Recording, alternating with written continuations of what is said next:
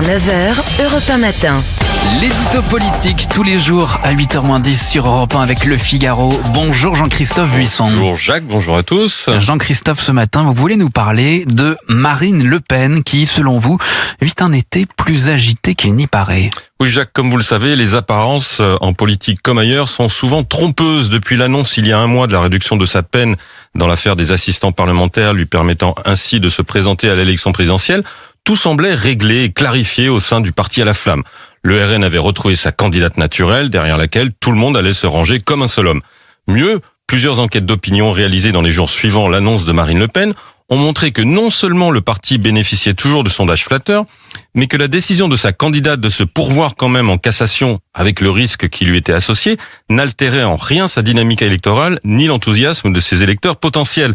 Au contraire, entre début juin et mi-juillet, elle avait gagné 3 à 4 points dans les sondages, qui la situent désormais en moyenne entre 32 et 36% au premier tour, et vainqueur au second tour, quel que soit son adversaire, avec notamment la satisfaction de se voir créditer entre 65 et 70% des voix, si elle se retrouve face à Jean-Luc Mélenchon, qui se targue depuis 20 ans d'être le champion de la lutte victorieuse contre l'extrême droite. Tout semble bien aller pour elle, donc pourtant, Jean-Christophe, vous pensez que ce n'est pas le cas et que certains dangers la guettent ? Exactement.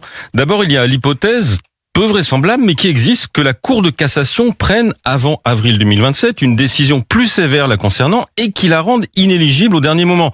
Cela provoquerait sûrement la sidération et l'exaspération de nombreux Français, mais cela n'en ferait pas moins s'effondrer toute l'architecture de sa campagne passée. Douralex cède l'ex, Marine Le Pen aurait beau crier au scandale démocratique, l'ancienne avocate serait bien forcée de se plier au droit jugé. Mais pour l'heure, il y a des dangers plus réels, plus concrets, qui rôdent au-dessus de sa candidature. À commencer par celui d'une fracture au sein du RN, née de la situation flottante qui a précédé la décision de justice du 7 juillet. Tout naturellement, Jordan Bardella a endossé durant plusieurs mois le costume 3 pièces flatteur de candidat de substitution en cas d'inéligibilité de la patronne. Et il est arrivé ce qui n'arrive pas que dans les aventures d'Is No Good du grand Goscinny, dont on célèbre, je le signale au passage, le centenaire de sa naissance en ce mois d'août. Le vizir s'est mis à rêver un peu trop fort d'être calife à la place de la calife. Bon, après tout, elle-même ayant fait savoir que si elle était empêchée, son numéro 2 ferait très bien l'affaire, il n'y avait pas lieu de s'en offusquer outre mesure, c'était de bonne guerre. Le problème est survenu après le 7 juillet.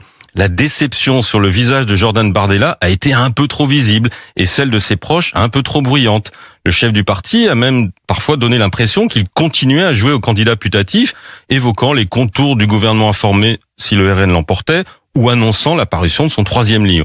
De quoi générer des crispations et chagriner Marine Le Pen qui sait bien que, plus que dans tout autre mouvement, sinon la France insoumise qui réussit l'exploit d'avoir une structure stalinienne en étant dirigée par un ancien trotskiste, le Rassemblement national pratique la verticalité du pouvoir. Un parti, une ligne, un chef, en l'occurrence une chef.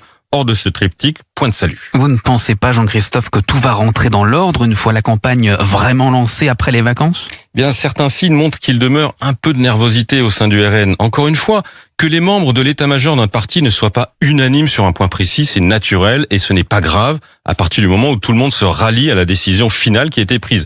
Par exemple, après des discussions animées, les dirigeants de RN ont acté la présence de Marine Le Pen au premier grand débat de la présidentielle qui sera organisé le 27 août à l'initiative du MEDEF, alors que la présence de candidats jugés de seconde zone parce qu'ils seront éliminés de la course d'ici 2027 avait suscité quelques réserves sur l'intérêt de sa participation.